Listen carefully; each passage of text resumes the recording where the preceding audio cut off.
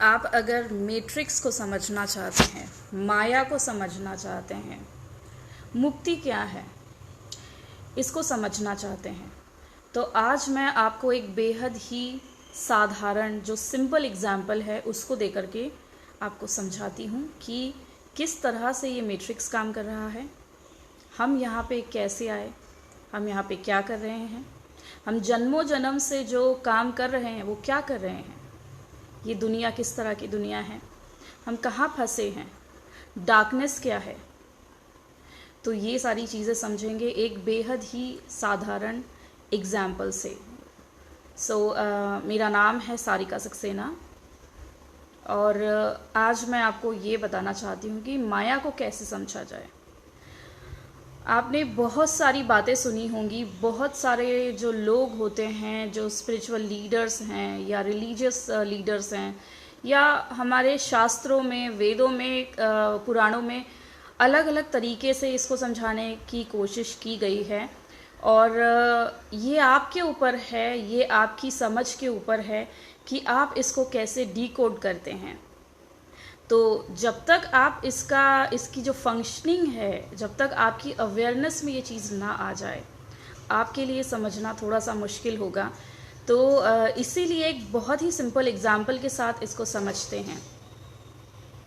तो बचपन में हम सब एक चीज़ को लेकर के बेहद ही एक्साइटेड हो जाते थे, बहुत ही खुश हो जाते थे, बहुत क्यूरियस हो जाते थे। वो है टनल। हम सब ने टनल देखा है, जो गुफा होती है।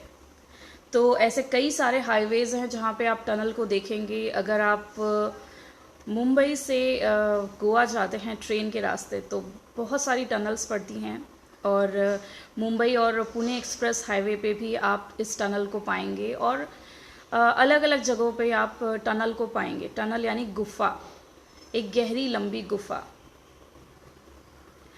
तो आप क्या कर रहे हैं यहाँ पे? इस गुफा के माध्यम से हम समझेंगे कि कैसे आप इस गुफा में एंट्री करते हैं और कैसे इस गुफा से बाहर एग्ज़िट कर सकते हैं। तो जब भी हम टनल में एंट्री करते हैं या करने वाले होते हैं तो हम बड़ा ही एक्साइटेड फील करते हैं, यानी कि जो क्यूरियोसिटी होती है वो बहुत ज़्यादा बढ़ जाती है, और एक फ़न पार्ट आपको महसूस होता है, एक फ़न एलिमेंट कि क्या है इस गुफा के अंदर, देखा जाए। वो बहुत ही एक्साइटिंग लगता है बाहर से। तो वही है जो गुफा, जहाँ से आप गुफा के अंदर एंट्री करते हैं, वो जो द्वार है, वो जो डोर है, वही द्वार है मैट्रिक्स का, माया का।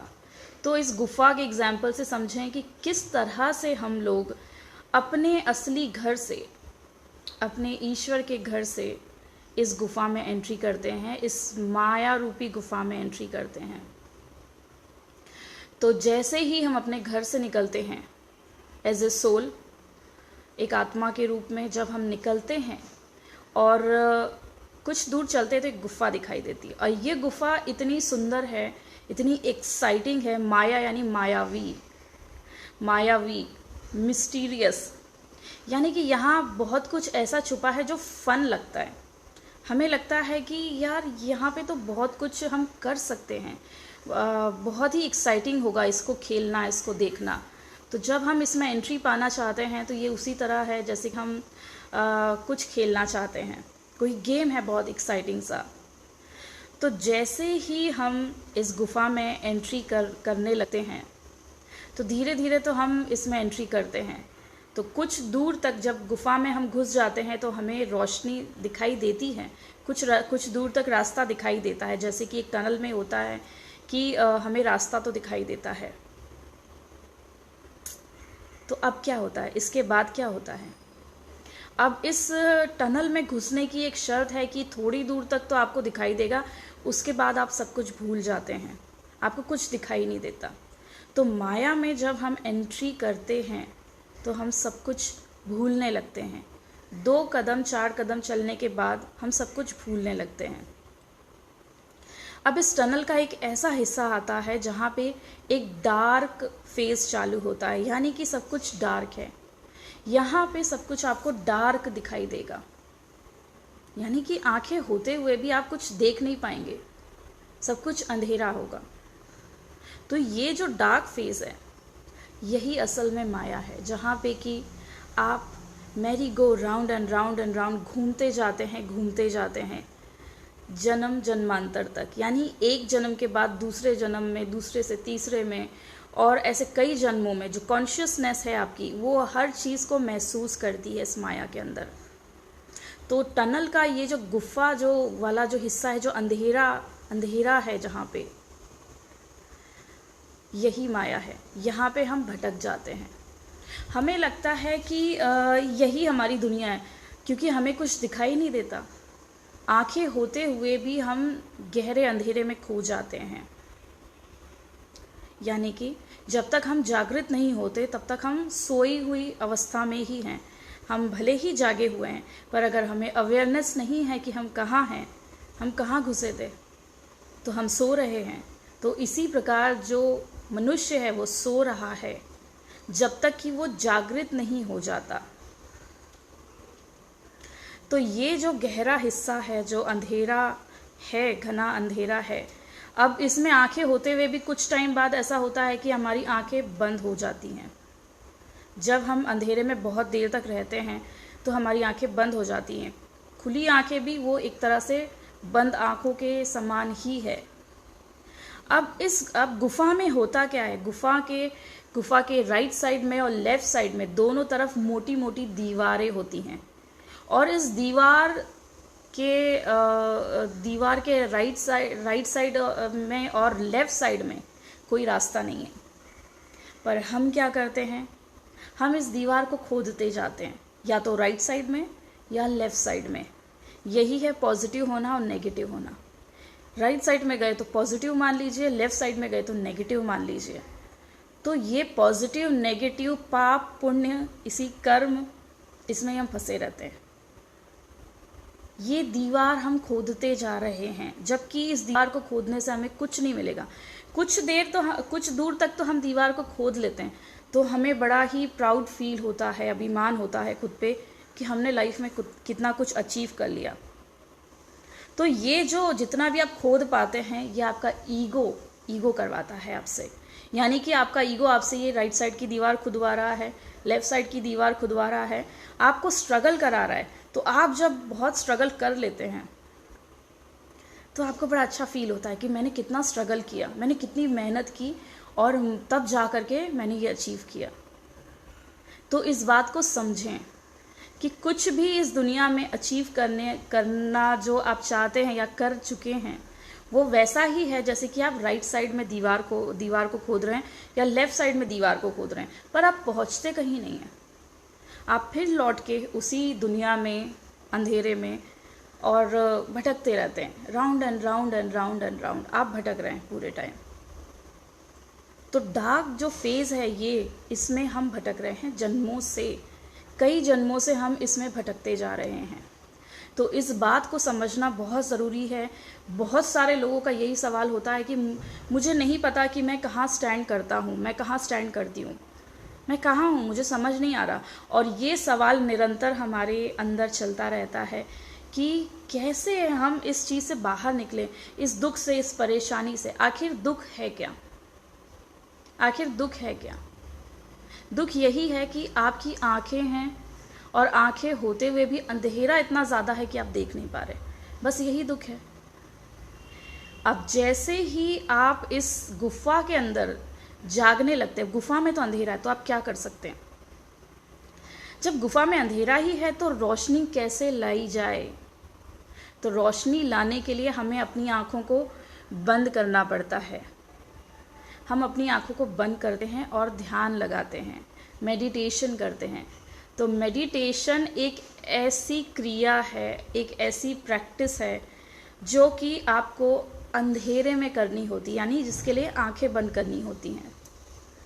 जैसे ही आप आंखें बंद करते हैं, आपके अंदर का जो गुरु है, जो गुरु तत्व है, वो ऑन हो जाता है, वो स्विच ऑन हो जाता है, वो एक लाइट की तरह होता है। जैसे ही आंखें बंद, आपके अंदर का गुरु, आपकी अवेयरनेस, उसको मौका मिलता है जागने के लिए, आपको गाइड करने के लिए। यही आपकी अवेयरनेस है, आपकी अवेयरनेस ही आपका गुरु है। हम गुरु भी अगर हम दुनिया में यहाँ वहाँ ढूंढते फिरते हैं तो ये भी हमारी नींद का ही परिणाम है कि हम यहाँ वहाँ गुरु ढूंढ रहे हैं। इसमें कुछ गलत नहीं है। जब तक आपकी अपनी आंखें खुल ना जाए आप बाहर दुनिया में गुरु ढूंढ सकते हैं। पर आपको एक बात समझनी है, क्या आप इस दुनिया में फंसने के लिए आए हैं या निकल जाने के लिए आए हैं? अगर आप निकल जाने के लिए आए हैं तो बाहरी किसी भी गुरु में ना फंसे, उनसे शिक्षा लें, ज्ञान लें, पर उनमें फंसे ना। तो इसी प्रकार हम हर चीज़ में फंसते हैं। हर जन्म में हम पैदा होते हैं, मरते हैं, बड़े होते हैं, पढ़ाई करते हैं, शादी करते हैं, बच्चे पैदा करते हैं, दिल टूटता है, दुख होता है, किसी की मृत्यु देखते हैं, बहुत कुछ देखते हैं। हर चीज़ में दुख ही दुख दिखाई देता है। तो इस बात को समझें कि ये जो टनल का फेज़ है, ये जो दुख है, दुख का कारण सिर्फ इतना ही है कि आपकी आंखें होते हुए भी आप देख नहीं पा रहे, अपने अंदर के गुरु को आप ऑन नहीं कर पा रहे। जैसे ही आप मेडिटेशन करने लगते हैं आपके अंदर का गुरु ऑन होने लगता है। तब आपको थोड़ी जो गाइडेंस है वो मिलने लगती है। तब आपको समझ में आने लगता है कि आप किसी अंधेरे कमरे में हैं, आप किसी ऐसी जगह हैं जहाँ बहुत अंधेरा है। जहाँ बहुत अंधेरा है इतना ही पता चल गया। क्या ये बड़ी बात नहीं है?